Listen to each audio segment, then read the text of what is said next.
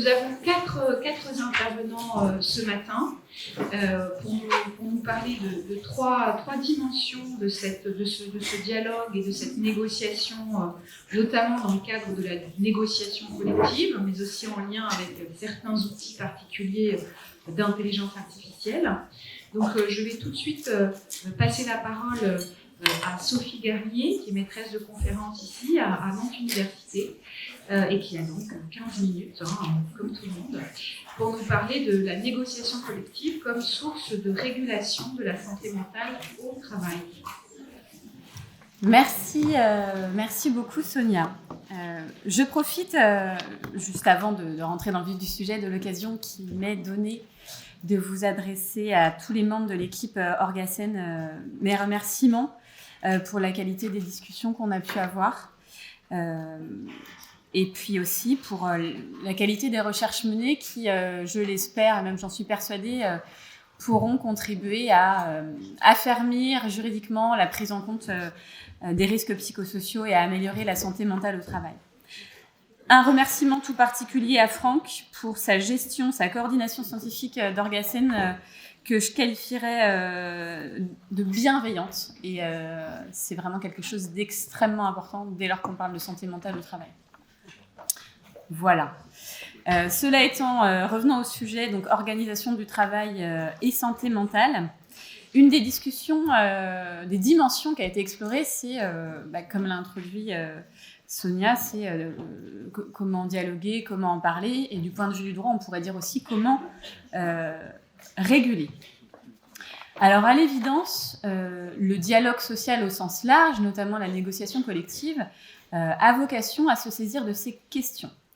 Et la recherche Orgasen a montré que, effectivement, cette négociation collective, c'est une source, et non des moindres, de régulation de la santé mentale.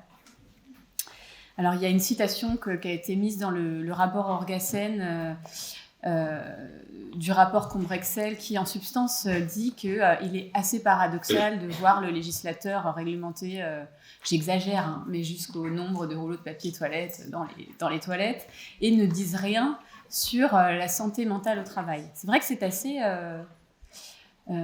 étonnant. Quand on regarde le Code du travail, la non-appréhension, en tout cas, c'est la première impression qu'on a, par le législateur. Et bien justement, sur ces thématiques-là, c'est la négociation collective, pour plusieurs raisons qu'on va voir ensemble, qui va prendre le relais en tant que source de régulation privilégiée de prise en compte de la santé mentale au travail. Alors, je reviendrai tout d'abord sur le constat d'un recours aux normes issues de la négociation collective pour réguler la santé mentale, avant d'interroger, en lien spécialement avec l'objet du colloque, la place de l'organisation du travail, justement, au sein de ces normes négociées qui ont pour objet la santé mentale. Alors, concernant d'abord, donc, comme vous le voyez sur le diapo, le recours aux normes issues de la négociation collective pour réguler la santé mentale, eh bien, le recours est allé croissant. Si on s'essaye à une typologie, à une chronologie, on peut entrevoir 3 temps. Le premier temps, ça va être des accords vraiment extrêmement ciblés sur des risques psychosociaux particuliers, nommés, identifiés, donc des accords ciblés sur le stress et le harcèlement et la violence au travail. Juste pour mémoire, ici l'impulsion elle a été donnée au niveau même supranational, hein, c'est au niveau européen, où on a eu des accords cadres sur le stress, sur le harcèlement et la violence, qui ont ensuite été transposés au niveau national et interprofessionnel, et ce qui a donné donc en droit interne l'ANI du 2 juillet 2008 sur le harcèlement, sur le stress au travail, et l'ANI du 26 mars 2010 sur le harcèlement et la violence au travail.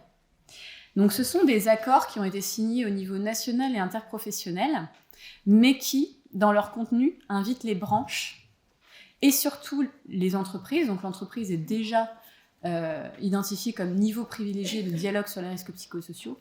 Donc invite les branches et plus spécialement les entreprises à déployer des moyens concrets pour la prévention des risques psychosociaux, moyens concrets qu'on ne retrouve pas dans le Code du travail, mais justement dont on va se saisir dans le cadre de la négociation collective. Et donc ces accords-là, ils insistent, ils donnent des pistes aux entreprises avec la nécessité d'aborder les aspects organisationnels du travail pour prévenir les risques psychosociaux.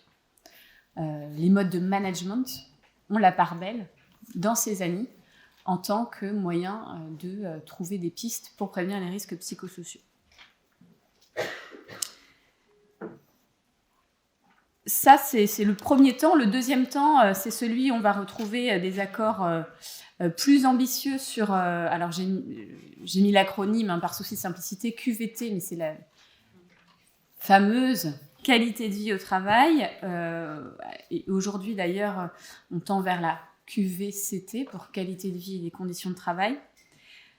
J'ai écouté attentivement justement les discussions avant et je voudrais d'abord préciser que je souscris totalement au fait que quand on parle de QVT, c'est en supplément et non pas en remplacement des mesures de prévention classiques dites primaires. Sauf qu'en fait, comme le Code du travail est muet, il faut bien s'appuyer sur quelque chose et que ça reste néanmoins tout à fait utile, sous réserve qu'on ne le tienne pas pour un gadget en entreprise. Voilà. Donc ici, c'est une approche dite positive et globale de la prévention, en complément donc des mesures de prévention classiques. On va chercher à promouvoir des facteurs qui vont favoriser une bonne santé, notamment mentale au travail. Ici, on est en plein dans la définition de l'Organisation mondiale de la santé qui a été rappelée par les intervenants de tout à l'heure, à savoir que la santé, ça n'est pas seulement l'absence d'accident ou de maladie. C'est un état complet de bien-être physique, mental et même social. Je pense aussi au concept de santé mentale positive qui a été évoqué par Marie. On est dans cette acception-là. La QVT, une approche où on ne va pas chercher à combattre un risque identifié, mais où on va de manière positive chercher les déterminants d'une meilleure santé. Donc ici, le cadre il a été posé par l'ANI sur la qualité de vie au travail du 19 juin 2013, de manière expérimentale et repris ensuite par une loi du 17 août 2015. Et cette négociation sur la QVT, elle va porter sur beaucoup de facteurs d'une bonne santé au travail. Alors je ne vous les énumère pas, je vous fais grâce de l'énumération qui est assez longue, mais il y a notamment l'articulation entre vie personnelle et vie professionnelle. Vous avez également l'égalité professionnelle, qui compte comme une thématique à part entière de cette qualité de vie au travail, la lutte contre les discriminations, l'exercice du droit d'expression directe, etc. Donc, nombreuses sont les variables et les leviers de cette QVT. Assez récemment, on a eu donc un ANI pour une prévention renforcée et une offre renouvelée en matière de santé de travail de 2000, repris dans la fameuse loi du 2 août 2021, où justement ce concept de QVT tend à s'élargir vers ce qu'on appelle la QVCT pour qualité de vie et conditions de travail. Alors ici, voilà, le temps est compté, mais pour en dire vraiment quelques mots, en soi, le changement terminologique, il n'a pas vocation à modifier radicalement les obligations des entreprises. Ce qui nous est imposé depuis 2015, ce qui est imposé aux entreprises, c'est d'ouvrir une négociation obligatoire sur ce thème. Ça ne veut toujours pas dire, même si on l'appelle QVCT, ça ne veut toujours pas dire obligation de parvenir à un accord. C'est toujours obligation d'ouvrir une négociation. Le changement de terminologique, il a plus une vocation de symbole ici, pour dire que, sous réserve qu'on ne la considère pas comme un gadget, la QVT, QVCT, ça peut être un réel moyen de prévention, en particulier des atteintes à la santé mentale, et que, justement, pour ce faire, il convient d'ouvrir le plus large possible le spectre des leviers qu'on peut actionner en entreprise pour combattre les différentes atteintes dont les salariés pourraient être victimes ou être exposés. Troisième temps, en fait, on a aussi d'autres accords collectifs. C'est pour ça que c'est très riche, le rôle de la négociation collective. Vous avez des accords qui portent sur la QVT, mais qui ont été conclus en dehors de la négociation obligatoire sur la QVT, parce que, encore une fois, on n'a jamais l'obligation d'aboutir à un accord, on peut préférer des accords plus ciblés. Vous avez aussi tout un tas d'accords qui ne relèvent pas de la QVT selon le législateur, mais qui en fait vont pouvoir contribuer à une meilleure santé au travail. Alors je pense notamment, ça a été un des objets de recherche dans Orgasen, aux accords qu'on peut avoir sur le comité social et économique. Pourquoi ? Parce que depuis qu'on a cette nouvelle instance de représentation, donc, il y a des craintes qui ont été émises par rapport au rôle que l'institution est susceptible de remplir en matière de santé. De ce point de vue, en fait, il y a un risque potentiel. Risque potentiel qui peut être contrebalancé par les nombreuses possibilités d'aménagement conventionnel qu'on a dans le CSE. Alors, l'idée dans Orgasen, c'était aussi d'explorer ça. Alors, par exemple, est-ce que un accord sur le CSE pourrait augmenter le nombre d'heures de formation des représentants du personnel ? Est-ce qu'un accord sur le CSE pourrait mettre en place, au-delà d'une commission spécialisée santé-sécurité, carrément une commission santé mentale ?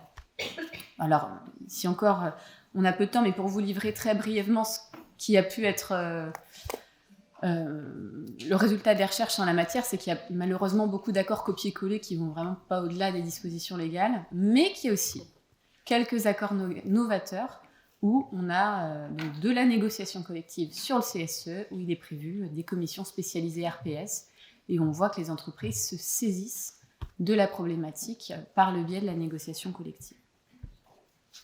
Voilà donc sur tous ces accords, une grande diversité donc, d'accords collectifs qui vont viser la prévention de la santé mentale. Leur dénominateur commun, c'est d'appréhender l'organisation du travail au titre de la prévention. Alors, concrètement, aujourd'hui, il est clairement acquis que pour la prévention des atteintes à la santé mentale, il est nécessaire de repenser l'organisation du travail dans son ensemble. Et là, je pense à ce qu'a dit Sonia sur le fameux concept d'adaptation du travail à l'homme, qui aujourd'hui est connu, etc.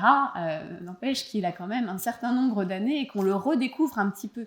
En fait, il en a toujours été question, mais les risques psychosociaux, enfin la santé mentale, certainement plus que la santé physique, met en avant cette nécessaire dimension organisationnelle de la prévention. Et puis, l'adaptation du travail à l'homme, il y a aussi les juridictions qui ne s'y sont pas trompées en reconnaissant le concept de harcèlement managérial. Il en sera question dans le reste du programme d'Orgasen, qui ont condamné des méthodes de gestion comme le benchmark, par exemple. On voit bien que c'est l'organisation du travail qui peut causer des atteintes à la santé mentale. Or, c'est précisément la capacité des normes négociées à se saisir de l'organisation du travail qui fait que la négociation collective va être cette source de dialogue, cette source de régulation privilégiée par rapport à la loi. Alors la loi, elle va poser des principes tels que l'adaptation du travail à l'homme, mais c'est bien la négociation collective qui va prendre le relais et affiner les règles.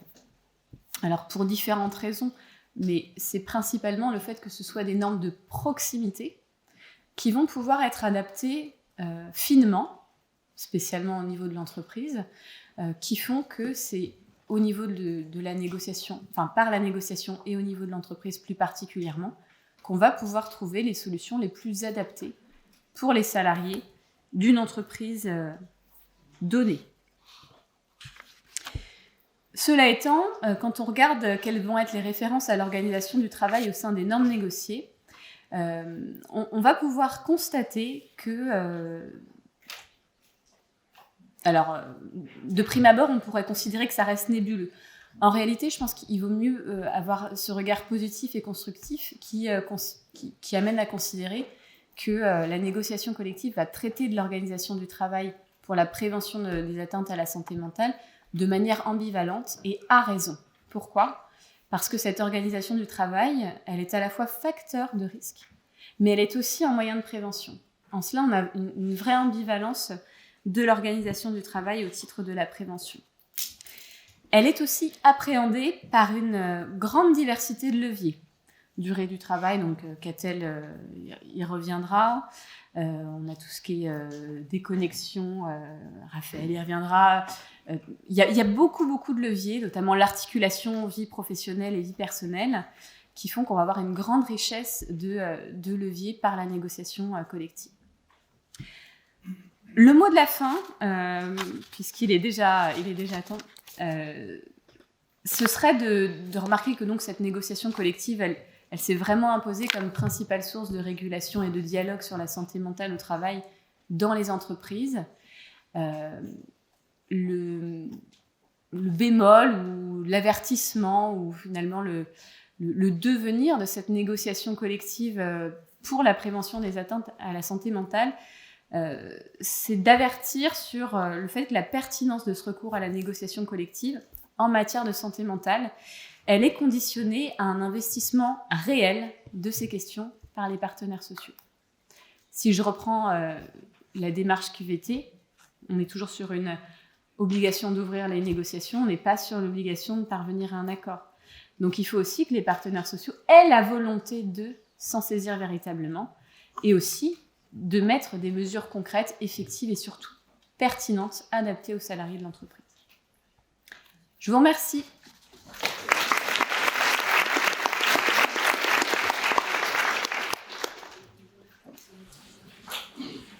Merci beaucoup Sophie, merci pour ces propos très éclairants et pour avoir réussi, toujours une prouesse, de réussir à transmettre quelques informations en 15 minutes, surtout quand on a beaucoup travaillé une question. Ça demande de faire des choix tout à fait cornéliens. Donc il a été question effectivement de négociation sur le temps de travail et nous avons la chance d'avoir avec nous Catel Richard, doctorante à l'Université de Rennes 1, rattachée au laboratoire IOD, dont il a déjà été question, qui est un partenaire très précieux d'Orgazen, et qui travaille précisément sur ce thème dans le cadre de sa thèse réalisée, notamment sur la direction de Josapha Stieringer. Donc, Catel, 15 minutes, merci beaucoup. Donc, bonjour à tous. Donc, pour ma part, ça a déjà été dit, j'ai travaillé sur la négociation collective du temps de travail et de la santé mentale. Tout de suite, s'est posé la question de déterminer le lien entre cette négo collective de la durée du travail et la santé mentale. Clairement, le lien n'est pas très explicite d'un premier abord. On trouve toutefois un lien dans le préambule de la Constitution de 1946 qui rappelle que la nation garantit à tous protection de la santé, sécurité matérielle, repos et loisirs. On trouve donc au sein du même alinéa la protection de la santé qui va jouxter le droit au repos, sachant que le droit au repos est défini comme toute période qui n'est pas du temps de travail, par opposition au temps de travail qui est défini comme toute période pendant laquelle le travailleur est au travail. Voilà pour le premier lien. Le second lien, c'est l'Union européenne qui l'a construit au fil de son évolution. Et donc,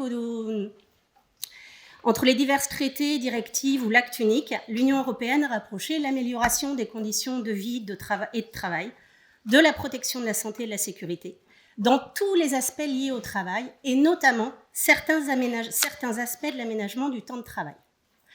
Et enfin, on retrouve avec les dispositions de la directive européenne 2003/88/CE, qui concernent certains aspects de l'aménagement du temps de travail, des dispositions qui s'appliquent au repos, aux périodes minimales de repos journalier, de repos hebdomadaire et de congés annuels. Ces dispositions peuvent subir quelques aménagements dès lors qu'elles assurent le respect des principes de la protection et de la santé des travailleurs. On voit bien ainsi que dans les différents textes peuvent apparaître des liens entre l'aménagement de la durée du travail et la protection de la santé du travailleur, implicitement donc de la santé mentale. La question qui vient dans un second temps est de savoir pourquoi est-ce que ce lien n'est pas plus explicitement mis en avant. C'est tout simplement parce qu'on en a parlé de l'organisation du travail qui est un facteur du coup de risque autant que de prévention. Donc tout simplement parce qu'en fait le droit de la durée du travail est au croisement de diverses logiques. On a d'un côté les logiques de politique de l'emploi mises en œuvre par le gouvernement, notamment depuis les années 70 et les contextes de crise économique liés au choc pétrolier. mais également le droit de la durée du travail dans une logique productiviste est un levier organisationnel de l'entreprise. Et enfin, dans l'œuvre revendicatrice syndicale a fait de la diminution du temps de travail un levier de protection de la santé dans une logique sociale. On a donc une négociation collective de la durée du travail qui est au cœur de ces trois logiques qui se conjuguent et qui se confrontent. Dès lors, la question qui se posait, c'était de savoir comment la négociation collective pouvait se saisir de ces différentes logiques.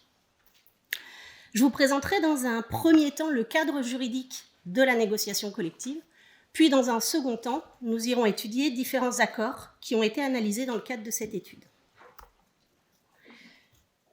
Actuellement, le champ de la négociation collective autour de la durée du travail s'étend sur deux parties du Code. Donc vous m'excuserez pour cette partie. On a le livre 2 de la deuxième partie du Code relative aux relations collectives, qui impose des obligations de négocier. Mais on a également le livre 1er de la troisième partie du Code, qui lui traite de tout ce qui est durée du travail et donne des habilitations à négocier. En ce qui concerne la négociation obligatoire, qui figure donc dans notre livre 2, c'est la loi du 13 novembre 1982, une des lois Auroux, qui a mis en place, qui a instauré cette obligation annuelle de négociation. Depuis, c'est la loi du 17 août 2015 relative au dialogue social et à l'emploi, avec l'article L2242.1, qui dispose que dans les entreprises où sont constituées une ou plusieurs organisations syndicales représentatives, on peut négocier sur la rémunération, le temps de travail, mais également sur l'égalité professionnelle homme-femme et la QVT. On a donc une négociation obligatoire de la durée du travail qui s'articule d'un côté dans une logique productiviste et organisationnelle, puisqu'on envisage, dans le cadre de la négociation sur la rémunération et le temps de travail, la durée effective et l'organisation de celui-ci. Et il faut garder à l'esprit que la détermination du temps de travail est et doit rester, et reste, la mesure de la rémunération. Et de l'autre côté, on a une négociation obligatoire qui s'inscrit dans une logique d'amélioration des conditions de travail via, justement, la QVT. Et cette négociation porte plus précisément sur l'articulation entre la vie personnelle et la vie professionnelle, les modalités de l'exercice du droit à la déconnexion, le tout en vue d'assurer le respect des temps de repos et de congés, ainsi que la vie personnelle et familiale. Autrement dit, on a une négociation obligatoire, alors qui a auparavant été annuelle et qui désormais ne peut être que tous les 4 ans. Mais on a une négociation imposée sur la durée du travail, qui s'inscrit soit dans ce cadre organisationnel, mais sans forcément être facteur de prévention, d'autant plus qu'elle est mise à côté de la rémunération, donc on aura plutôt tendance à la considérer dans une logique productiviste, soit dans le cadre de la qualité de vie au travail définie par l'ANI du 19 juin 2013 comme le sentiment de bien-être au travail perçu collectivement et individuellement, qui englobe l'ambiance, la culture de l'entreprise, les conditions de travail, etc., etc., etc. Donc, double logique de négociation qui ne prend pas forcément en compte les aspects de prévention de manière explicite. Récemment, la loi travail, la loi El Khomri en 2016, a procédé à une réécriture des dispositions du Code du travail relatives à la durée du travail, en les distinguant notamment entre les dispositions d'ordre public, le champ de la négociation collective et les dispositions supplétives. On a ainsi de nombreuses habilitations à négocier. Ces multiples habilitations sont discutables, d'autant que si on regarde l'ensemble des premières thématiques, elles sont négociables sans forcément de conditions. Tout ce qui est temps d'habillage, mode d'organisation des astreintes, etc. etc. La négociation n'a pas encadré, enfin le législateur, pardon, n'a pas encadré ces négociations-là. On a d'autres thématiques, comme le travail de nuit, dérogation au repos hebdomadaire, qui, elles, sont un peu plus encadrées. Les dérogations au repos hebdomadaire, par exemple, ne peuvent être mises en œuvre par négociation que dans certaines industries. Le travail de nuit doit rester exceptionnel et doit prendre en compte les impératifs de protection de la santé. Les conventions de forfait jour, elles, font aussi l'objet de mesures protectrices particulières. On a donc des habilitations à négocier, certaines qui sont soumises à condition, et notamment en raison de contraintes spécifiques qui s'exercent sur ces temps-là et qui nécessitent une protection de la santé renforcée. D'autres qui ne sont absolument pas conditionnées. Ce qui, à mon sens, est d'autant plus discutable, notamment au regard d'une logique de la protection de la santé, y compris mentale, que depuis les ordonnances de 2017, la branche est devenue supplétive. Il conviendrait donc de se référer au cadre général des principes généraux de prévention de l'article L4121-1, qui nous rappelle que l'employeur prend les mesures nécessaires pour protéger la santé physique et mentale des travailleurs, et qui suggère d'adapter le travail à l'homme, mais aussi de mettre en place une organisation adaptée. Ainsi, à l'exception de quelques habilitations encadrées, on a un temps de travail qui n'est explicitement que peu protecteur. On a donc des accords qui sont négociés soit dans le cadre des négociations obligatoires, soit dans le cadre de ces habilitations à négocier issues du livre 3. Je vais donc dans un deuxième temps aller vérifier ce que produisait la négociation avec ces habilitations et ces obligations à négocier. Pour ce faire, j'ai étudié 404 accords collectifs, 342 dans accords collectifs relatifs à l'aménagement, à l'organisation, à la durée du travail, 62 spécifiquement dans le cadre de la négociation de la pandémie, sur les congés payés. Merci. J'en ai un millier pour le doctorat. Donc, accords collectifs issus de 5 conventions collectives, donc la plasturgie pour le secteur de l'industrie, les ouvriers employés par les entreprises du bâtiment pour le secteur de la construction, le commerce de gros et de détail à prédominance alimentaire pour le secteur marchand, et les assurances ainsi que les établissements pour personnes inadaptées et handicapées pour le secteur tertiaire.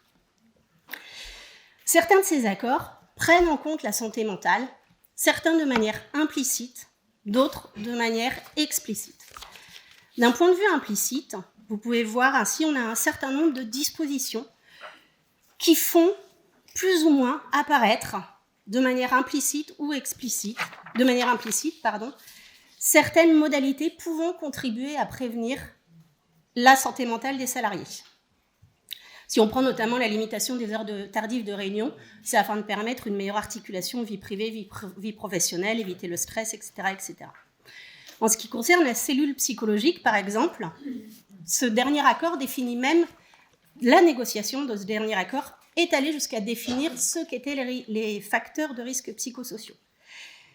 Ils sont donc définis comme étant ceux qui portent atteinte à l'intégrité physique et à la santé mentale des salariés au sein de leur environnement professionnel. Et pour autant, on n'a pas intégré l'organisation du travail ou le temps de travail comme facteur de risques psychosociaux dans cette négociation. On a ensuite des dispositions qui apparaissent vraiment plus explicites sur la protection de la santé mentale des travailleurs. Un accord, notamment, nous propose une visite médicale distincte dans une logique de protection de la santé et de la sécurité des salariés afin de prévenir les risques sur leur santé physique et morale. Il s'agit d'une disposition conventionnelle très originale. Je n'ai trouvé que celle-là parmi les 404 accords. Toutefois, il convient de noter qu'elle est incluse dans un accord relatif à la mise en place des conventions de forfait jour. Et que, en ce qui concerne les conventions de forfait jour, la loi et la jurisprudence sont extrêmement vigilants à la protection de la santé des travailleurs, puisque notamment la jurisprudence rappelle régulièrement que le droit à la santé et au repos est au nombre des exigences constitutionnelles et que les États membres ne peuvent y déroger que dans le respect des principes généraux de la protection de la sécurité et de la santé des travailleurs. J'ai trouvé d'autres dispositions explicites relatives à la santé mentale des travailleurs dans les accords qui ont été négociés dans le cadre de l'état d'urgence sanitaire, donc à partir de mars 2020, sauf erreur de ma part. On a notamment, dans ce cadre, un accord qui rappelle que le droit au repos est un élément essentiel à la préservation de la santé physique et mentale des travailleurs. Mais on a aussi, surtout, un accord qui expose la nécessité de mettre en œuvre de manière effective des mesures nécessaires pour assurer la sécurité et la santé physique et mentale des travailleurs dans un contexte particulièrement anxiogène. Ainsi, il apparaît que lorsque des dispositions explicites protectrices de la santé mentale des travailleurs apparaissent dans les accords collectifs, c'est lorsqu'une contrainte s'exerce sur les négociateurs. Contrainte soit dans le cadre des forfaits jours, contrainte donc légale, contrainte conjoncturelle, comme nous l'a montré l'état d'urgence sanitaire récent. Pour terminer, il ressort de cette étude, finalement, que les négociations sur le temps de travail n'appréhendent pas le sujet de la santé mentale des travailleurs en posant une connexion forte entre la santé mentale et cette organisation du travail. On peut y voir un paradoxe, dans la mesure où le droit de l'Union européenne a fondé le droit de la durée du travail sur une exigence formelle de protection de la santé. Et que cette question de temps de travail est immanquablement une dimension structurante de toute organisation du travail. C'est pourquoi il a été proposé par un auteur que soit inscrite explicitement dans la loi la connexion des problématiques de santé, de temps et de santé au travail. Une telle inscription, à mon sens, permettrait effectivement de favoriser un encadrement renouvelé de la négociation collective et d'exercer une certaine contrainte ou une certaine incitation sur les interlocuteurs sociaux pour renforcer la protection de la santé, notamment mentale. À défaut, dans l'hypothèse contraire, il apparaît que la négociation collective sur le temps de travail pourrait durablement ne pas contribuer à réguler la santé mentale des travailleurs. Merci à vous.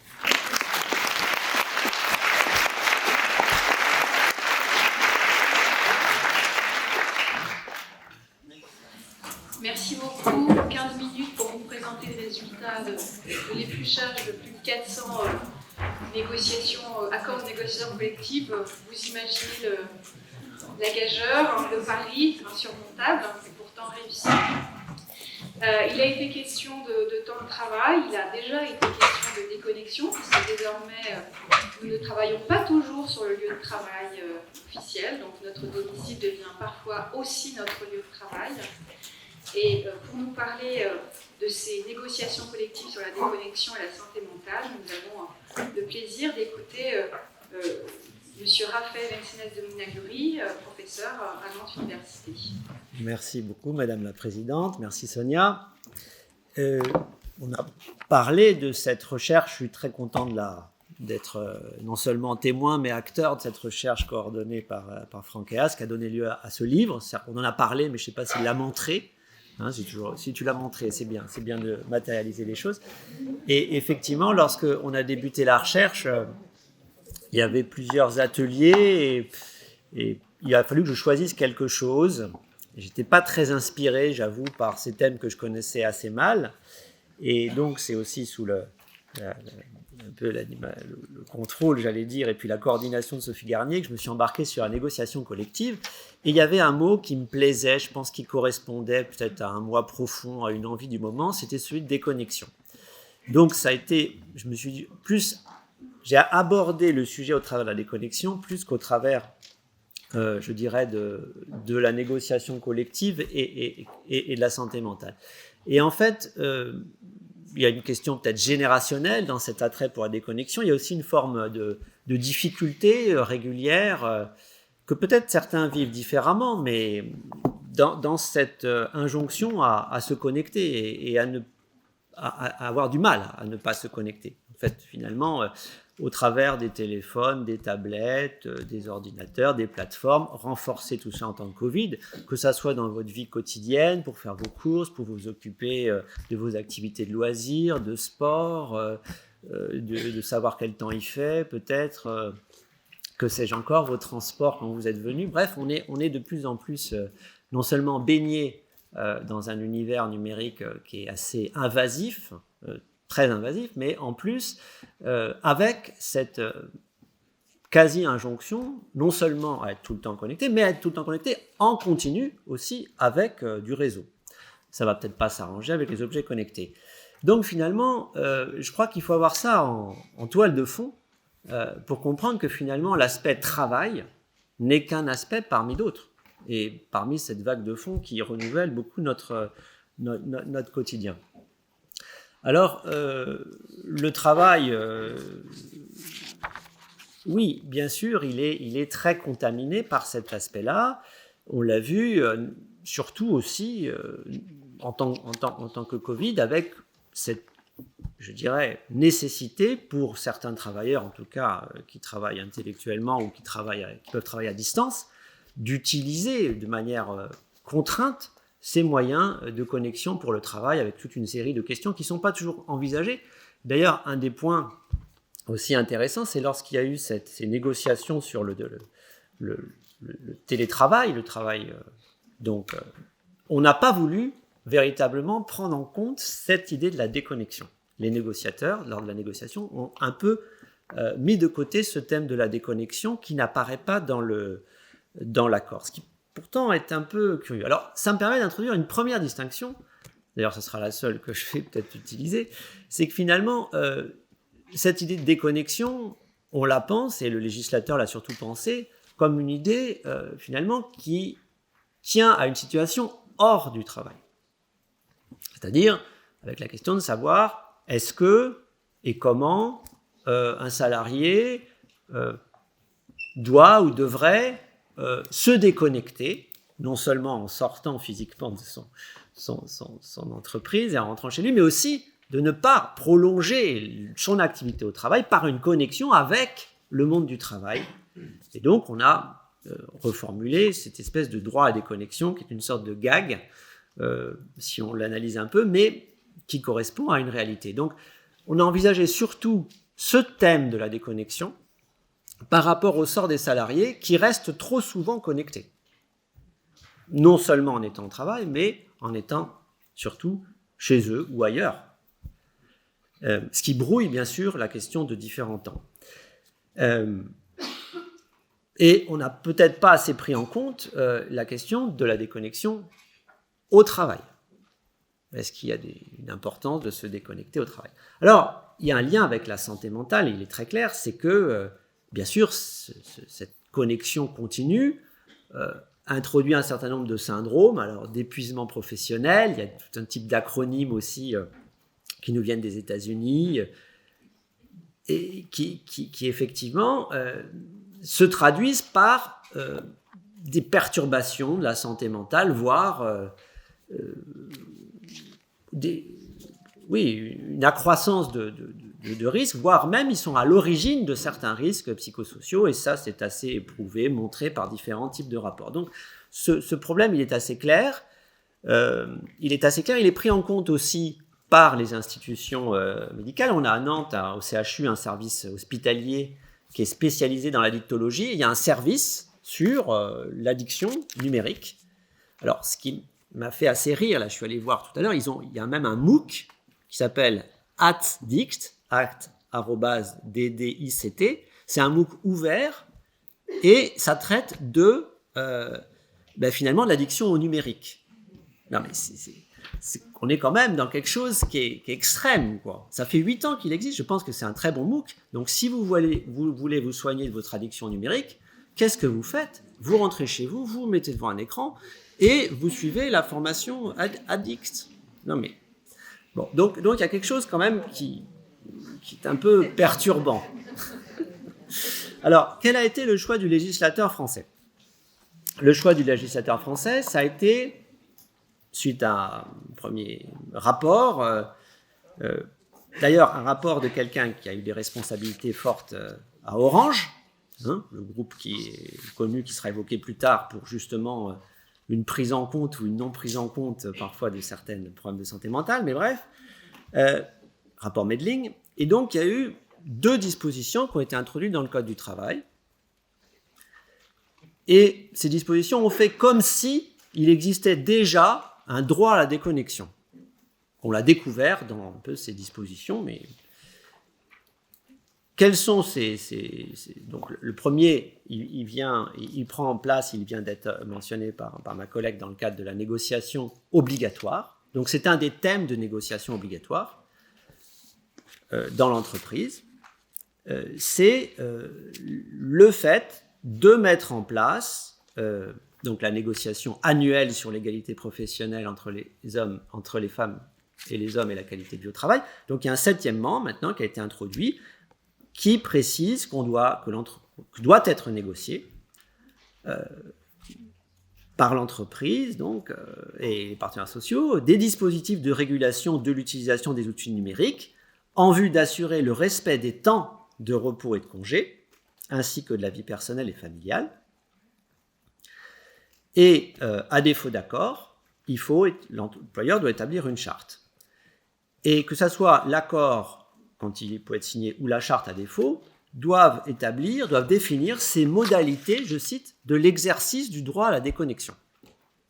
Donc on a contraint les partenaires sociaux qui ne se sont pas rués sur le sujet de négocier sur cette déconnexion parce que c'est un thème important. Alors forcément, il y a des accords, comme c'est une négociation obligatoire, tout le monde a commencé à faire du copier-coller, à utiliser ces rapports, à introduire ces clauses. Et pour ceux qui s'intéressent, il y a un très bon travail qui a été mené dans l'Est, à l'Université de Strasbourg. Bon. Négocier la déconnexion, analyse des accords de déconnexion dans la région du Grand Est, qui montrent effectivement à la fois l'abondance de ces clauses et à la fois le peu d'intérêt qu'elles représentent. Et il y a une typologie qui dresse entre les imitateurs, les adaptateurs et les innovateurs, mais les innovateurs, il y en a très peu.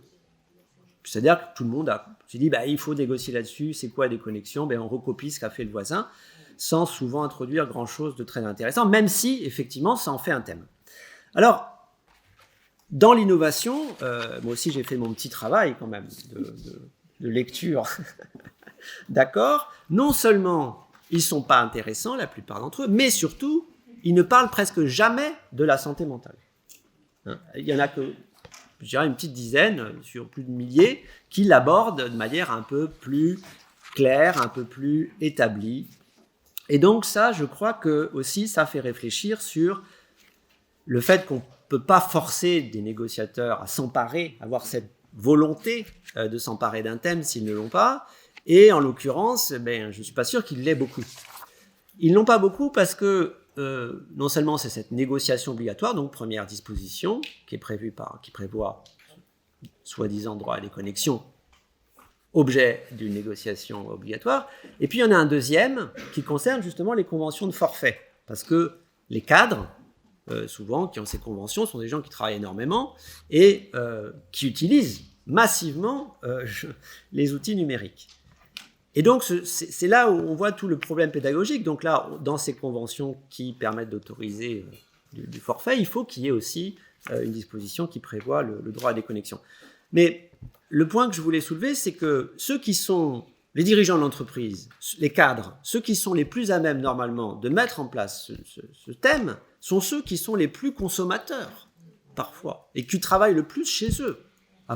Donc il y a quelque chose qui est assez difficile aussi à inculquer, parce que, pour les autres, d'accord, je vais envoyer peut-être mon email plus tard, etc. Mais pour moi-même, je ne me l'applique pas. Et donc, il y a une culture d'entreprise qui va au rebours peut-être de leur propre ethos professionnel, de leur propre pratique. Donc ça pose problème. Ça pose problème pour mettre en place quelque chose d'un peu sérieux. Alors, comment maintenant finir ma contribution en 4 minutes avec les deux parties que je voulais faire? Vous les avez en tête et vous avez tout en tête normalement, donc ça ne va pas être très compliqué. La première partie très oubliée, je le disais, je pense que c'est les outils numériques pendant le temps de travail. Comment réguler ces outils numériques pendant le temps de travail? Est-ce qu'il y a une déconnexion ou pas? Alors, le problème, il est abordé de manière assez intéressante par un accord européen de 2020 qui finalement met tout sur la table. Mais non seulement les usages professionnels, mais aussi les usages personnels, particuliers. Et je ne vais pas dire qu'en cours, il y a des gens qui utilisent leur téléphone ou leur ordinateur pour faire autre chose que ce qu'on dit, mais ce sont des choses qui pourraient éventuellement arriver. Donc, on a aussi ce thème-là de savoir, sur la vie professionnelle, est-ce qu'il doit y avoir, quelle est maintenant la norme, les pratiques, ou ce qui est recommandé, sur l'utilisation de téléphones ou d'ordinateurs à des fins personnelles? Et avec des générations qui trouvent ça normal, quand vous discutez avec eux, quand vous prenez un repas, ils regardent 2-3 messages, 4-5, ils répondent, et tout ça est normal. Donc sur le travail, forcément, il faut un peu de pareil. il est difficile de penser que dans certaines entreprises, on pourrait avoir un système qui fait que les personnes laissent tous leur téléphone ou leurs usages privés à la porte de l'entreprise et ensuite et d'autres types de travail. Et puis vous avez le cas inverse, bien sûr, mais c'est une anomalie, mais jusqu'à quand et comment, de faire une partie de son travail chez soi grâce à des outils numériques connectés à l'entreprise. Et certains vous disent, non, mais moi, c'est une pratique que j'apprécie parce que j'ai moins de stress quand je regarde le dimanche soir parce que je vais voir ce qui va arriver. Il y a d'autres types de considérations, bref, qui sont invoquées. Et donc, je pense que sur le temps de travail, il n'y a pas assez, peut-être, d'attention et de régulation. Et je n'ai rien vu, en ce qui concerne la santé au travail et la santé mentale, qui limite, même avec une limite type santé publique, le nombre d'heures que vous devez passer devant un ordinateur. C'est-à-dire qu'un employeur pourrait, si je comprends bien, exiger qu'une personne soit tout le temps connectée. Donc, moi, ça m'a un peu intrigué. Sur l'autre aspect, l'aspect hors du temps de travail, qui est celui saisi, vous l'avez compris, par le législateur. Bon, finalement, ces accords, ils sont assez pauvres, ils ne disent pas grand-chose, mais il y a une idée parfois qui chemine, qui était une idée déjà dans le rapport Medling, qui vient dire, bien sûr, il y a une responsabilité de l'employeur de l'organisation du travail. Mais il y a surtout, disent les employeurs, une obligation, un devoir du salarié. C'est au salarié de se responsabiliser, d'utiliser les outils, mais pas trop. Et donc, ils cherchent à introduire une sorte de co-responsabilité en rendant aussi le travailleur responsable de ses propres abus ou ce qui est considéré comme ses propres abus, alors qu'ils viennent parfois d'une organisation du travail, qui sont induits par une organisation du travail. Et les spécialistes conseillers des entreprises, mais pas simplement, eh bien, viennent dire s'il y a une responsabilité juridique de l'employeur, elle est sur cette obligation générale de prévention. Et l'obligation, et les employeurs ont cette obligation de prévention, et elle peut inclure le fait d'avoir des dispositifs qui vont limiter, qui vont prendre en compte, qui vont former les cadres, pas seulement, afin d'éviter ces abus. Donc c'est une responsabilité qui pointe. Je pense qu'il va donner lieu à un contentieux naissant, avec finalement peut-être quelque chose qu'on ne va pas pouvoir revenir on ne va pas pouvoir résister, je dirais, à une évolution qui paraît inéluctable, où il y a une sorte de brouillage peut-être entre les différents temps de travail, entre les différents lieux de travail aussi. Et faire machine arrière, ça paraît difficile au regard je dirais de l'emprise des nouvelles technologies sur nos vies, mais cette responsabilité, qui peut être une responsabilité juridique, sans doute, elle existera sur l'obligation de sécurité et par renvoi, peut-être aussi à ne pas avoir respecté certaines dispositions qui ont été négociées dans des conventions collectives d'entreprise, sachant que, bien sûr, toutes les entreprises ont des spécificités différentes. On y reviendra, si vous voulez, pendant les questions. Je vous remercie de votre attention.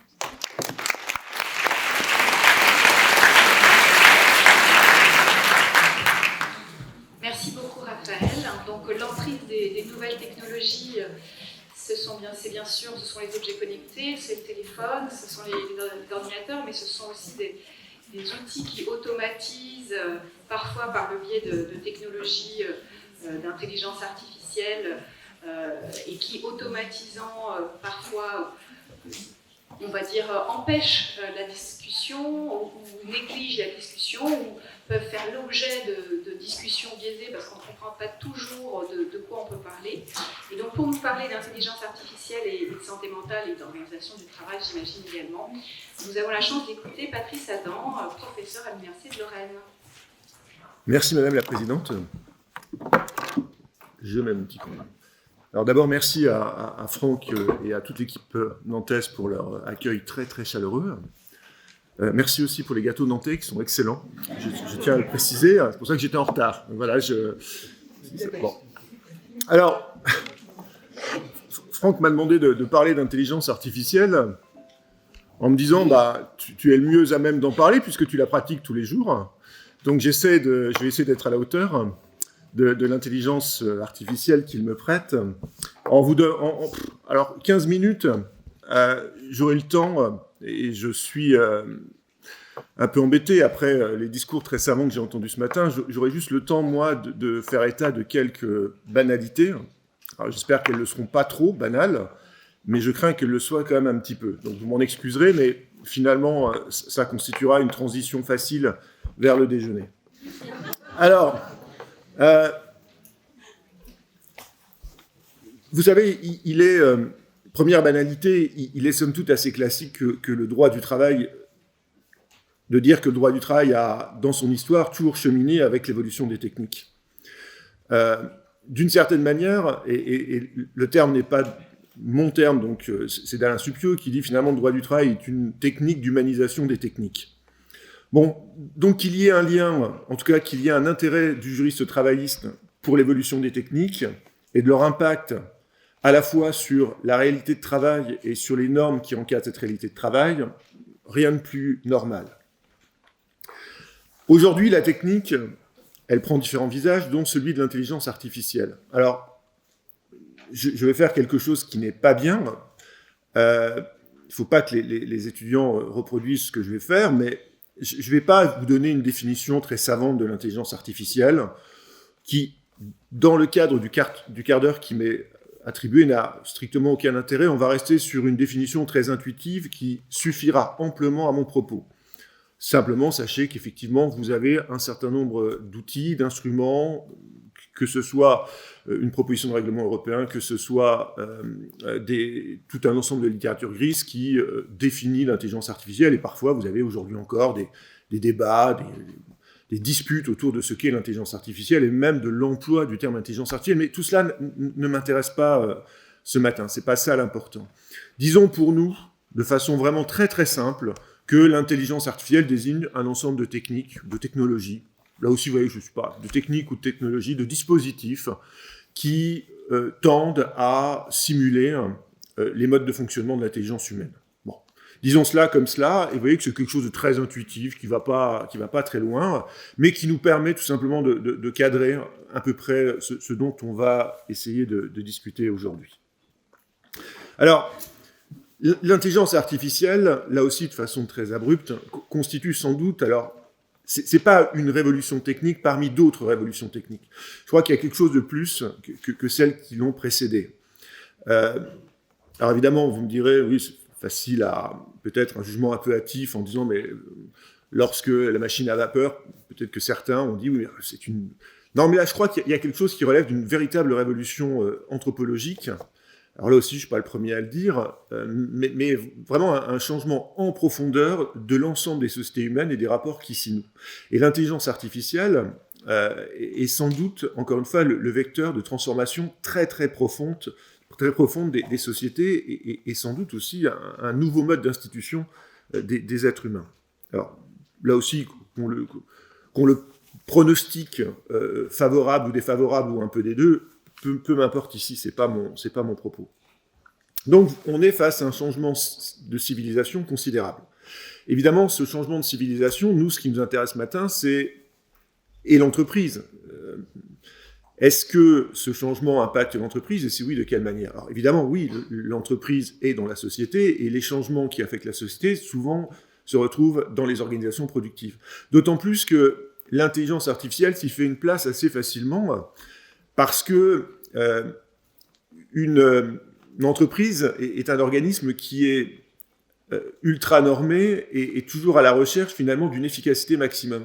Or, l'intelligence artificielle, au moins dans le discours de certains de ses promoteurs, porte en germe les espoirs, les promesses d'une efficacité totale de l'entreprise, du zéro défaut, du zéro erreur, et d'une sorte de possibilité de caler le fonctionnement de l'entreprise sur une forme de vérité absolue. C'est Eric Sadin qui parle de puissance aléthéique, c'est-à-dire où l'intelligence artificielle se présente comme un producteur de vérité, et donc pour l'entreprise et pour l'employeur, vous avez là un champ de promesses absolument extrêmement séduisant. Voilà. Où l'erreur humaine, celle qui conduit à faire perdre de l'argent à l'entreprise, eh bien, serait presque par magie, en tout cas par la magie technologique, éradiquée par l'intelligence artificielle. Alors évidemment, là, au moment où je vous parle, en 2022, toutes les entreprises n'ont pas intégré des dispositifs d'intelligence artificielle à différents niveaux de leur process de production. Hein. On n'en est pas là. On en est sans doute encore sur un phénomène de marge, mais un phénomène de marge dont on sent qu'il deviendra presque inéluctablement un phénomène central d'ici quelques années. Bon. L'intelligence artificielle, je vous dis, n'intéresse pas que les travaillistes. Hein. On peut avoir des dispositifs d'intelligence artificielle à différents niveaux du système de production.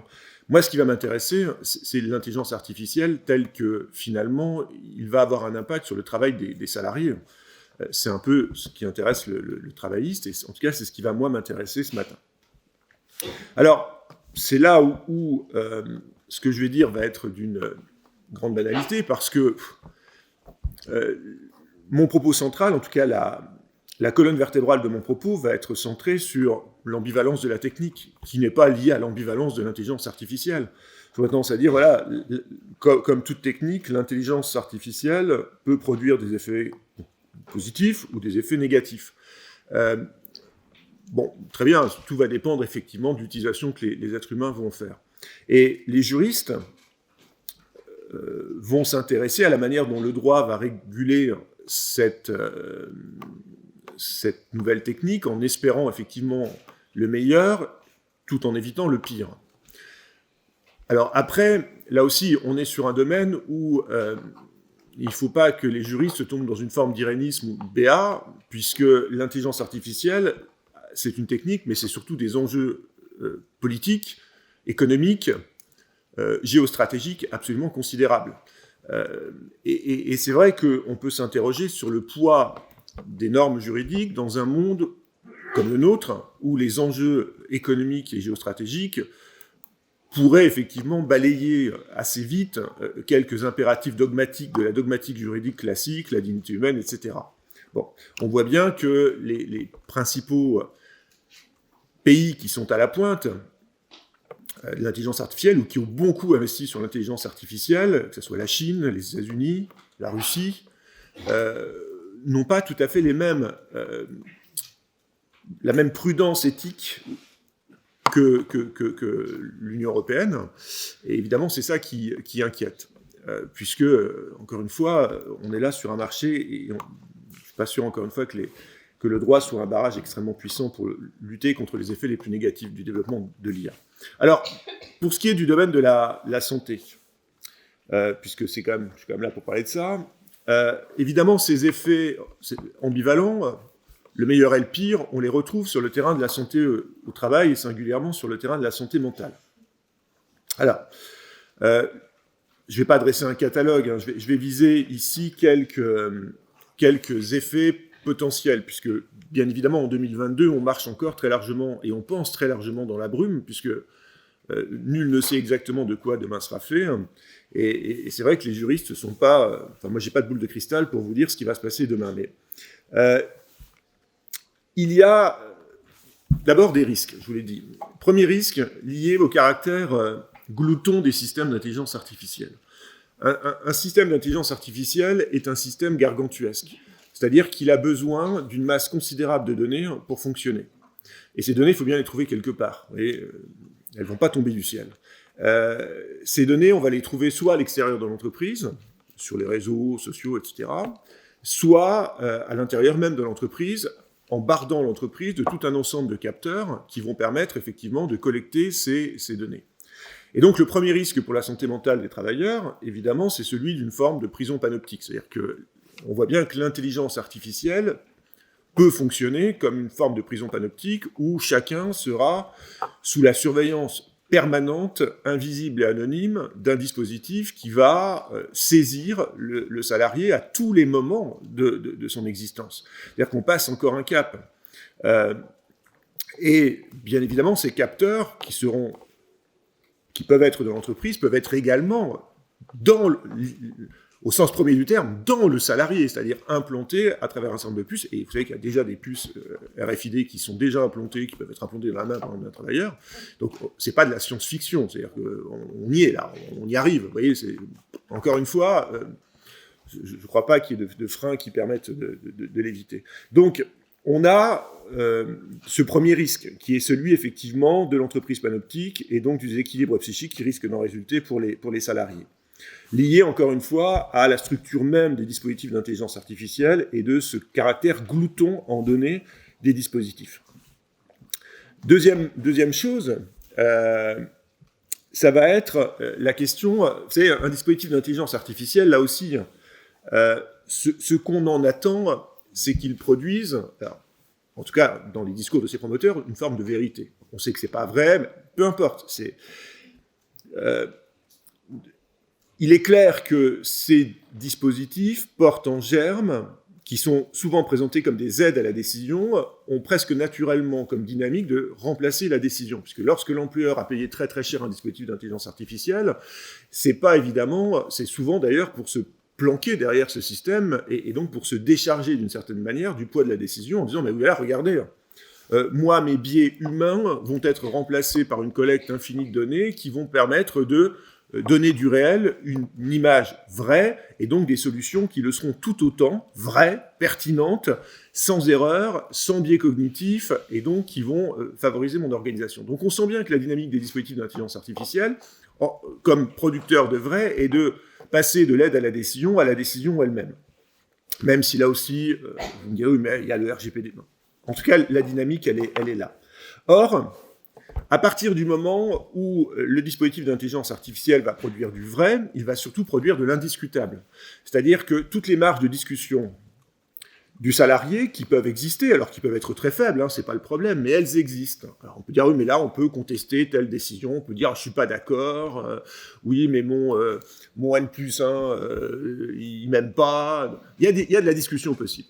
À partir du moment où le dispositif d'intelligence artificielle prendra la place du manager dans la définition du destin des hommes et du destin de ceux qui travaillent, la discussion ne sera plus possible. Donc il y aura une réduction des marges d'autonomie, d'initiative, de créativité.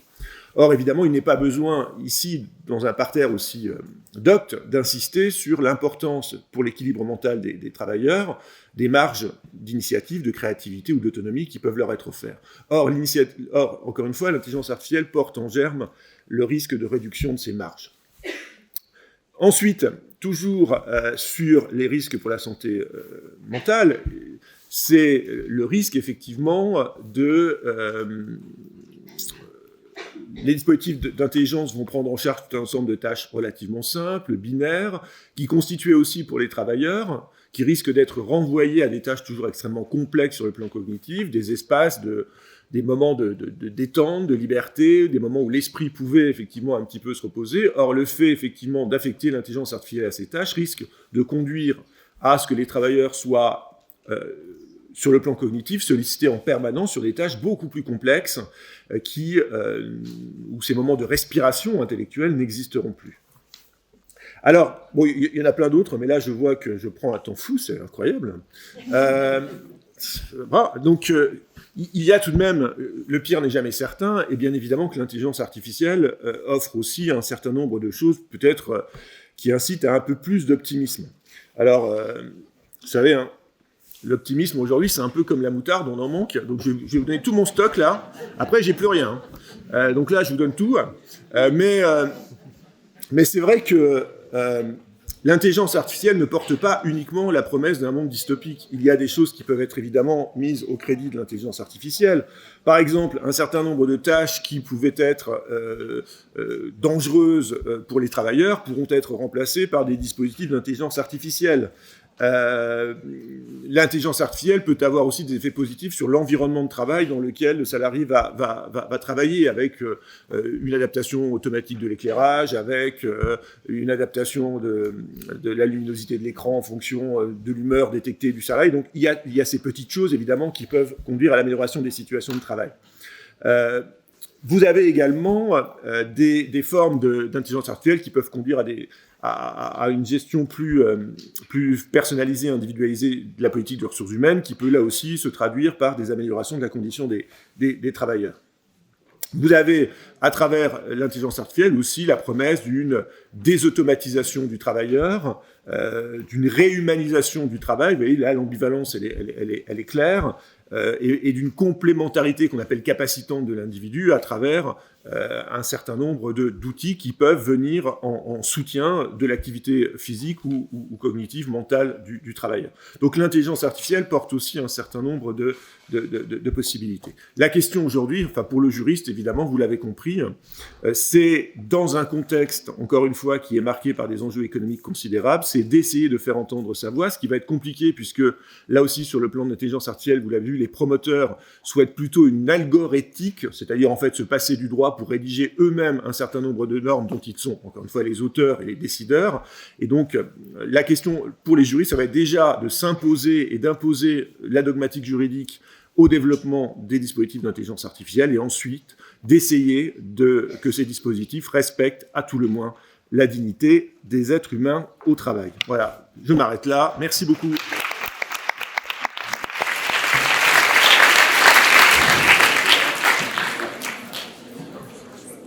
Bien, discutons-en à présent.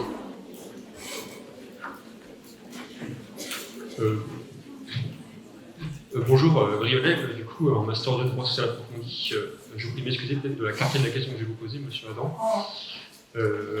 La question que je vais vous poser, du coup, c'est: vous ne pensez pas que l'intelligence artificielle, dans ses effets néfastes, n'est pas là pour aussi outrepasser le contrat de travail? Je prends par exemple du coup l'exemple dans votre livre de Barbara Gomez qui a fait une intervention. Du coup, les plateformes numérisées style Uber Eats, Deliveroo et quoi que ce soit, du coup, elles utilisent justement tout ce qui est intelligence artificielle pour outrepasser cette idée de contrat de travail et justement outrepasser et voir louvoyer le code du travail en lui-même.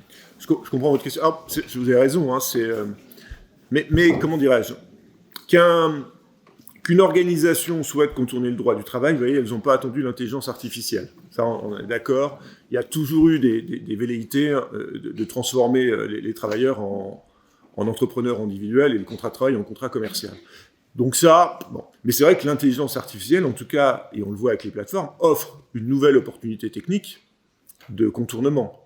Et là, on voit que, en tout cas, le rôle des juristes ici et des tribunaux qui jugent ces affaires, c'est de reconstituer ou de redonner à ces relations leur réalité, et donc de retravailler. Vous voyez, l'intelligence artificielle, sur le plan juridique, réinterroge en tout cas la notion de subordination. C'est-à-dire, la question c'est qu'est-ce que c'est que la subordination au temps de l'intelligence artificielle, et de montrer que l'intelligence artificielle ne dilue pas la subordination, simplement la transforme, et ne devrait pas conduire à la mise à l'écart du contrat de travail, mais simplement à le redessiner d'une autre manière, en tout cas de redessiner d'une autre manière la subordination. Mais oui, vous avez raison.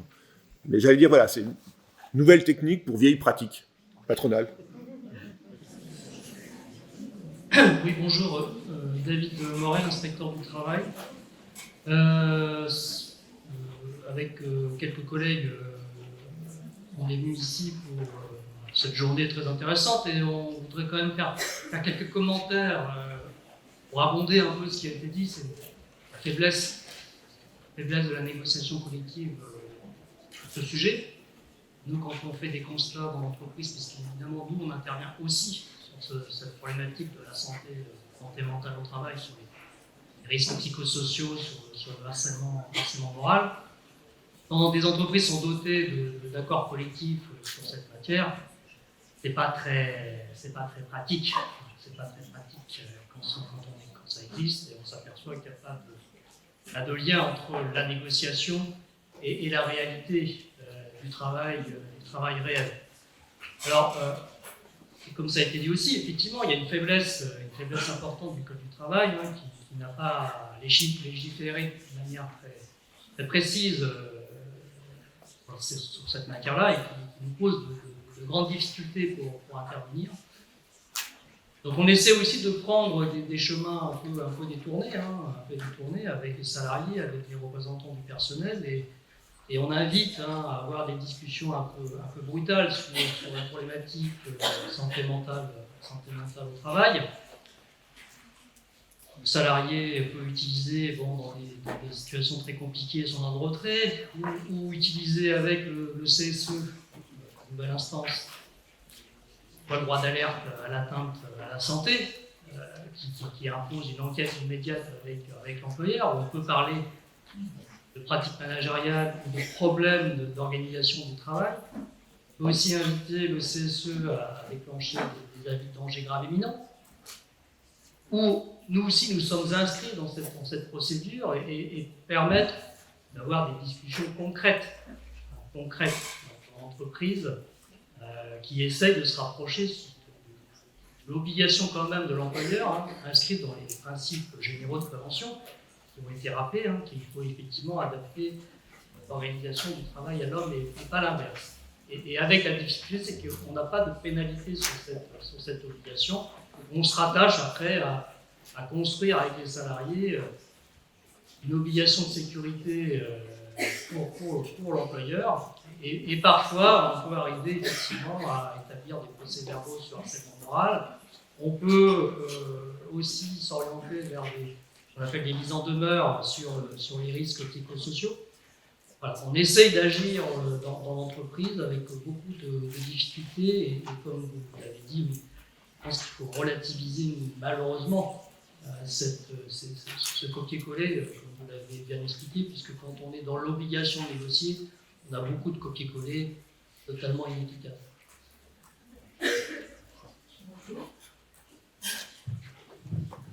Alors,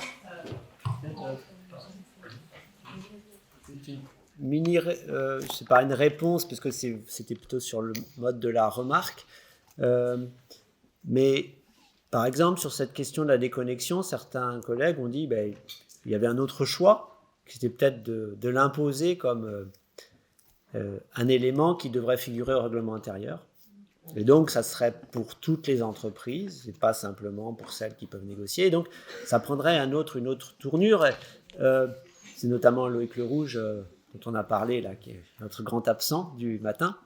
Mais je pense qu'au-delà de ça aussi, il y a la difficulté, je dirais du point de vue de l'imaginaire, par exemple sur cette question, même s'il y avait d'autres voies normatives qui pourraient peut-être être plus efficaces, c'est d'essayer d'imaginer, sur par exemple ce thème de la déconnexion ou d'autres, qu'est-ce qui est souhaitable. Et quand chacun essaye de dire quel type d'utopie qu'on trouverait, et pas de dystopie, donc l'utopie au sens qu'on voudrait voir advenir dans le monde où on est, par rapport, par exemple, à ce thème du numérique et du travail. Et je crois que les idées ne sont pas très claires. Et ça ne facilite pas ensuite, je dirais, le passage normativement, à imposer quelque chose. Parce qu'il y a les solutions techniques, il y en a beaucoup, elles existent, y compris de déconnexion, de rendre plus accessible à un serveur d'une entreprise ou que sais-je encore. Il y a beaucoup de solutions qui existent, qui ont été d'ailleurs plus ou moins expérimentées, mais je pense qu'il y a une difficulté, je pense, en amont, et vous, à être sur le terrain, j'imagine, à voir ces différentes entreprises, etc. Je ne sais pas comment, vous savez, cette perception-là, ou parfois, ou si vous avez l'impression est-ce qu'on sait aussi, est-ce qu'il y a des directions qui seraient souhaitables? On n'est plus dans un monde, sur ce point, par exemple, où j'ai l'impression qu'il y a différentes lignes avec des clivages, et puis finalement les gens s'affrontent et puis négocient. C'est un brouillage qui est plus intense et plus difficile, je pense, à démêler. Pour compléter ce que disait Raphaël, il y a plusieurs pistes. Alors, une des pistes est effectivement de passer sur l'obligation d'intégrer ça dans le règlement intérieur. Après, d'un point de vue personnel, moi je suis persuadée que ça ne passera pas par une intervention législative. Alors, je la dénonce, le fait que... Enfin, je la souligne, le fait qu'on n'a rien sur les risques psychosociaux par rapport à la santé physique. Cela étant, est-ce qu'on pourrait avoir quelque chose de vraiment pertinent par une intervention générale de la loi ? Je ne suis pas sûre que pour les risques psychosociaux qui relèvent vraiment d'une analyse extrêmement fine dans l'entreprise, ce soit exactement approprié. Ou alors, intervention du législateur pour dire qu'il faut mettre des choses dans le règlement intérieur, mais ça ne se passe pas d'un dialogue ensuite dans l'entreprise sur les solutions extrêmement concrètes. Là où il y a la difficulté, c'est que je reste convaincue que la négociation collective et plus largement le dialogue social, c'est la solution, la clé pour la santé mentale. Cela étant, effectivement, le problème, c'est le copier-coller. Et Raphaël l'a souligné aussi pour les accords des connexions, Catel également sur la durée du temps de travail. Et là, on est vraiment sur quelque chose qui va finalement, je pense, dépasser la santé mentale. C'est l'appropriation par les acteurs des réformes récentes qu'on a eues du droit du travail, réforme de la négociation collective basée sur un modèle allemand que nous n'avons pas. Voilà, il faut s'approprier les réformes, il faut que les négociateurs se saisissent réellement des choses et pas seulement à satisfaire à l'obligation légale. Donc voilà, et là on sort du droit. Patrice Adam parlait du fait de ne pas négliger les objectifs économiques sociaux. Sur ces thématiques-là, on a vraiment la nécessité de prendre du recul, nous en tant que juristes, sur notre objet, parce que ça ne fera pas tout. Et il y a aussi une prise de conscience des acteurs qui sera nécessaire, et ça ne se décrète pas, ça se vit. Alors, vous nous avez parlé de régulation de la santé mentale par le dialogue social, mais il y a quand même une étape préalable, à mon sens, absolument importante, et qui est vraiment le socle de la santé, tant au niveau individuel que collectif, c'est le dialogue professionnel.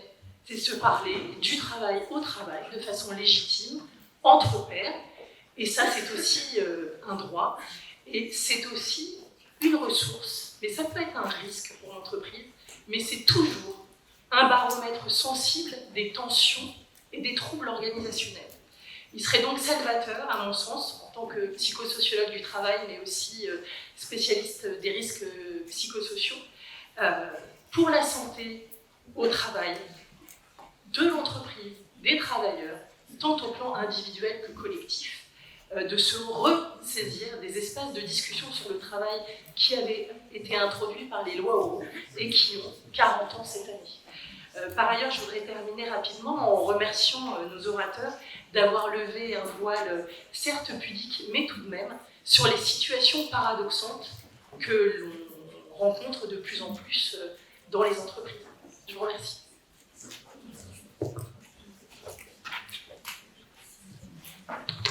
Juste pour rebondir sur votre question, je pense qu'il y a peut-être une solution, mais qui n'est pas pensée pour la santé mentale, qui est de manière plus générale, c'est la réorientation du rôle des branches professionnelles, qui sont plus dans un rôle d'accompagnement par rapport aux entreprises, niveau de négociation, entre guillemets, privilégié pour adopter des mesures concrètes. Il y a certainement quelque chose à faire ici encore au niveau des branches. Réforme adoptée, mais maturation en cours, on va dire. Je me permets juste une courte remarque, et c'est vrai que dans ce que vous avez dit, on le voit bien sur ce thème aussi de la déconnexion, c'est-à-dire qu'il y a certaines entreprises qui ont dit il faut préserver, mais alors sous l'angle peut-être de l'efficacité, il faut préserver des temps de réflexion. Il faut préserver... donc on va essayer d'imposer une demi-heure, une heure, sans connexion, par jour, par semaine, pour que le travail soit plus performant aussi, plus productif. Mais je pense, avec difficulté d'ailleurs, parce que parfois on arrête les machines et les gens ne savent plus quoi faire. Ah oui, mais ça c'est dans tel dossier, ça, etc. Donc, et je crois que c'est vrai aussi de la santé mentale. On le voit bien avec ce qui se passe avec les courriels en interne. Vous parlez du dialogue. La plupart des gens disent, vous avez parlé avec lui, oui, on s'est parlé. Les jeunes disent aussi, on s'est parlé. Ils se parlent avec les pouces, c'est-à-dire qu'ils n'ont pas parlé. Et ils ont échangé. Et je pense que du point de vue de la santé mentale, on le voit bien avec les différents canaux et ce que ça génère comme différence, il va y avoir une réflexion. Il y a déjà une réflexion dans les entreprises, je pense qu'il peut aller plus loin sur cet angle-là, qui est aussi une manière différente de voir la productivité entre les personnes. Ouais, je vais juste dire un tout petit mot, mais en 2 secondes. Tout à l'heure, quelqu'un a dit, justement, il faut soigner le travail, ou c'était ce matin, enfin, plutôt, il faut soigner le travail. Moi, je me demande si, en réalité, parce que depuis qu'on échange autour de ces questions des risques psychosociaux, je me demande si ce qu'il faut soigner, en fait, c'est pas le travail, c'est le capital. C'est le capital qu'il faut soigner. C'est dans les conseils d'administration des sociétés qu'il faut envoyer des psychologues pour remettre nos dirigeants d'équerre et que le goût du lucre de certains, que la vanité des autres ne se traduise pas par la souffrance de ceux qui leur font gagner leur argent. Donc en réalité, je ne sais pas si on soignera par le droit du travail la souffrance des gens. Je pense que le droit des sociétés... Alors, c'est un vœu pieux, je le sais bien, mais c'est plutôt au niveau de l'organisation du capital, des buts du capital qu'il faut réfléchir et qu'il faudrait sans doute faire quelque chose pour éviter que les gens souffrent dans leurs conditions de travail. Voilà. Donc le capital n'est pas le travail qui fait.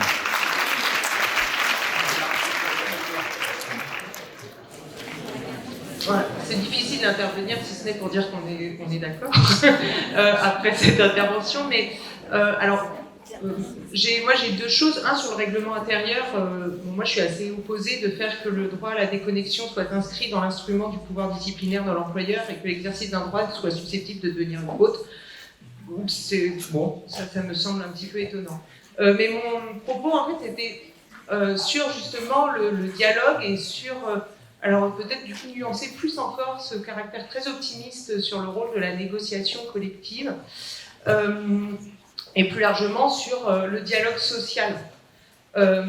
Aujourd'hui, il y a quand même un problème, notamment résultant des ordonnances, de distanciation et même de désappropriation des salariés de ces espaces de dialogue, à la fois parce qu'ils sont très centralisés aujourd'hui, et les ordonnances, donc notamment sur l'évaluation des ordonnances dans le cadre de France Stratégie, c'est plutôt la conclusion auquel aussi on aboutit par l'analyse des accords collectifs, c'est-à-dire qu'il y a une très forte centralisation, mais aussi parce que cette désappropriation a été en fait à une logique très procédurale et très, voire managériale de la négociation collective, alors qui fait que c'est une négociation collective administrée, qui fait que les syndicats s'en saisissent pas parce que c'est pas eux, c'est pas sur leur base revendicative que se construisent les revendications sur la santé et sur l'organisation du travail, que ces syndicalistes sont d'autant plus loin des lieux de travail qu'ils ne connaissent plus la réalité du travail parce qu'ils sont toujours en réunion avec les directions.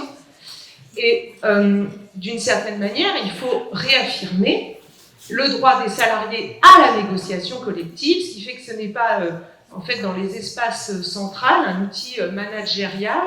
Et moi, les accords sur la QVT, ils sont très tristes et très désincarnés, et en réalité, les salariés ne s'en saisissent pas. Et, alors, on parle de greenwashing, ils font partie de cette politique d'affichage, et même dans les accords sur le dialogue social, effectivement, j'ai vu des accords innovants sur des commissions de santé et de sécurité mettant un référent harcèlement ou mettant la commission risques psychosociaux, mais en réalité, il n'y a aucun moyen, il n'y a aucune heure de délégation, il n'y a aucun droit d'expertise, et on ne sait même pas comment ces intervenants s'articulent avec les représentants de proximité, avec la commission de santé et sécurité et avec les commissions, le CSE central. Donc en fait, on a une commission bidule, voilà, gadget comme tu dis, très bien, mais en réalité, le fait d'avoir une commission risques psychosociaux, ça sert surtout à dire à l'entreprise qu'elle a investi ce champ.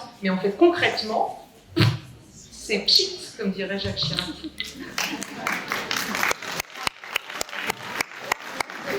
Je crois que c'est le bon mot, Josépha. Moi, je parlais de pertinence, mais pchit, c'est plus parlant parce que c'est l'instrument, c'est par la négo qu'on va avoir des solutions pertinentes, mais effectivement, si on ne dépasse pas l'effet d'affiche pour l'entreprise, en fait, on n'a pas fait trop avancer le schmilblick, quoi. Et à mettre en relation toujours avec crise des vocations, des appropriations. Et là encore, je redirais la réflexion que j'avais faite à monsieur l'inspecteur du travail. Pour moi, il y a vraiment des choses aussi où il faut qu'on arrête de s'autoflageller, nous juristes, parce que ça ne viendra pas que de nous. Il faut aussi que la société civile prenne ses responsabilités et comprenne que la solution va venir d'elle aussi et qu'il ne faut pas des choses creuses. Mais ça va des deux côtés, quoi. C'est employeur, salarié. Et ce que tu disais, moi, je suis assez d'accord. Et on bute sur cette problématique-là. C'est que pour les salariés, pour qu'ils s'en saisissent, que ce qu'on appelle de nos voeux, la difficulté, c'est la complexité de la négo, et que le salarié lambda, on fait comment, quoi, pour participer à la négo. Voilà, on retombe sur ce cercle vicieux des suites des ordonnances récentes.